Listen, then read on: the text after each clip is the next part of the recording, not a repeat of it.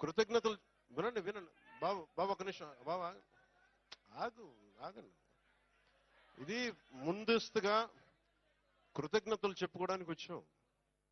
సమస్య ఏమైపోయిందంటే పవన్ కళ్యాణ్ అనగానే అందరికీ అలుసు చులకన అయిపోయింది.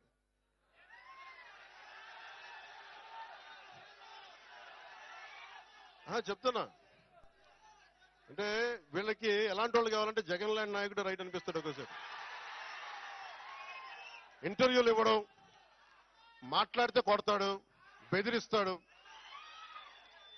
వాళ్ళ దగ్గర భయంగా ఉంటారు, వాళ్ళ దగ్గర బలంగా ఉంటారు. ఇట్లా చేతులు కట్టుకుని కూర్చుంటారు. మనం ప్రేమగా ఉంటాం కదా, గుండె విప్పి మాట్లాడతాం కదా, అందుకని చులకన. అందుకని దయచేసి అందరూ కూడా నేను చాలా గట్టి అని గుర్తుపెట్టుకోండి. భయాలు లేవు నాకు. ఎంత మొండివాడినో, ఎంత పట్టు పడితే వదలను గుర్తుపెట్టుకోండి. అందుకని నాతో మాట్లాడేటప్పుడు చాలా పద్ధతిగా మాట్లాడాను. గుండెల్లో పెట్టుకొని మర్యాద ఇస్తాను, గుండెల్లో పెట్టుకొని. నియమాలు పాటిస్తాం, ప్రోటోకాల్స్ పాటిస్తాం.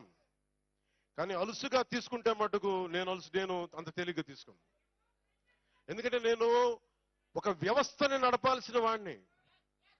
ఒక వ్యవస్థను నడపాల్సిన కొన్నిసార్లు నేను గట్టిగా ఉండక తప్పదు. నాకు ఇష్టం ఉందా లేదా అని కాదు, గట్టిగా ఉండక తప్పదు. నేను మీకు మాట ఇచ్చాను, లా అండ్ ఆర్డర్ చాలా చాలా బలంగా ఉంటుందని చెప్పాను. ఆయన చెప్పిన బాధ నాకు అర్థమవుతా ఉంది. అట్రాసిటీ కేసుల గురించి ఏమంటారని. అది ఖచ్చితంగా అది ఉమ్మడి మనకి తెలుగుదేశం నాయకులు ఇచ్చిన ప్రణాళిక. అది కూటమి తీసుకుంది, ఖచ్చితంగా చేస్తాం అది. కానీ ఇది ఆ సందర్భం కాదు. ఇది జనవాణి కార్యక్రమం కాదు ఇది మాట్లాడటానికి. ఇది ఆత్మీయ సభ. ఇది